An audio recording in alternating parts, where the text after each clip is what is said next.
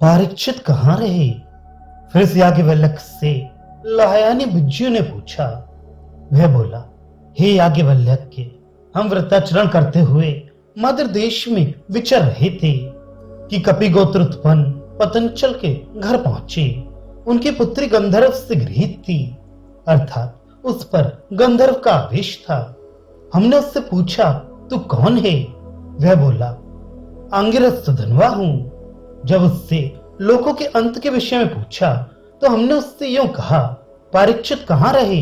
परीक्षित कहाँ रहे? सो हम तुमसे पूछते हैं कि परीक्षित कहाँ रहे? फिर इसके पश्चात जरत्कारु पुत्र आर्तभाग के चुप हो जाने पर भुज्यु नाम वाले लाहयानी, लह के पुत्र को लाह कहते हैं, उसके पुत्र लाहयानी ने पूछा। उसने कहा, हे याज्ञवल्क्य, इस उपनिषद के आरंभ में अश्वमेध दर्शन कहा गया है। अश्वमेध यज्ञ समष्टि और व्यष्टि फल देने वाला है। वह ज्ञान समुचित हो अथवा केवल ज्ञान संपादित हो, समस्त कर्मों की पराकाष्ठा है। भ्रूण हत्या से बढ़कर कोई पाप और अश्वमेध से बढ़कर कोई पुण्य नहीं है, ऐसी स्मृति है। उस अश्वमेध के द्वारा ही पुरुष समष्टि या व्यष्टि फल को प्राप्त करता है। उनमें जो अश्वमेध याग के फलभूत अग्नि, वायु और आदित्य आदि अंडांतर्गत देवता हैं, वे व्यष्टि जाने गए हैं, तथा समष्टि देवता के विषय में मृत्यु इसका आत्मा हो जाता है। ये इन देवताओं में से कोई एक हो जाता है, ऐसा कहा है। वह मृत्यु क्षुधा रूप बुद्ध्यात्मा और समष्टि है। वह प्रथम उत्पन्न वायु, सूत्रात्मा, सत्य और हिरण्यगर्भ है। जितना भी संपूर्ण द्वैत, व्यष्टि और एकत्व समष्टि है, उसका जो स्वरूपभूत है वे व्याकृत उसका विषय है। जो समस्त भूतों का अंतरात्मा, लिंग और अमूर्त रस है, संपूर्ण भूत जिसके आश्रित है, जो कर्मों और कर्मों से संबद्ध विज्ञानों की परागति और परम फल है, उसका कितना विषय है।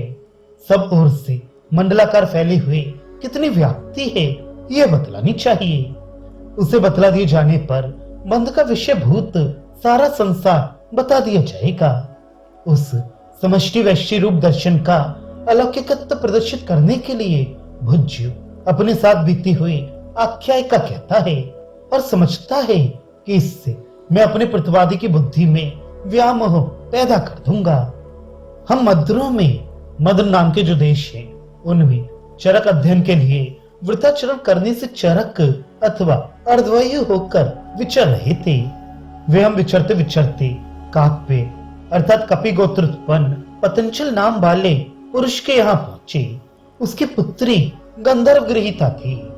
गंधर्व अर्थात किसी अमानव जीव से आविष्ट थी, अथवा विशिष्ट ज्ञानवान होने से गंधर्व शब्द से धियणे यानी ग्रह, अग्नि, ऋतिक देवता निश्चित किया जाता है, क्योंकि केवल किसी जीव मात्र का ऐसा ज्ञान होना संभव नहीं है।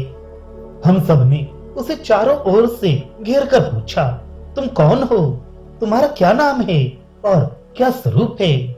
उस गंधर्व ने कहा, नाम से मैं सुधनवा हूँ और गोत्र से आंगिरस हूँ। फिर जब उससे लोकों के अंत के यानी पर्यावसन के विषय में पूछा तो हमने उस गंधर्व से कहा, अर्थात भुवन कोश का प्रमाण जानने के लिए प्रवृत्त होने पर हम सब ने अपनी प्रशंसा करते हुए पूछा। किस प्रकार पूछा? परीक्षित कहाँ रहे? और उस गंधर्व ने हमें सब बातें बता दी।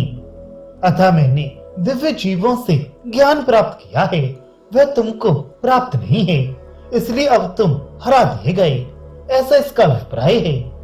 मैं विद्या संपन्न हूँ और मुझे गंधर्व से शास्त्र ज्ञान प्राप्त हुआ है।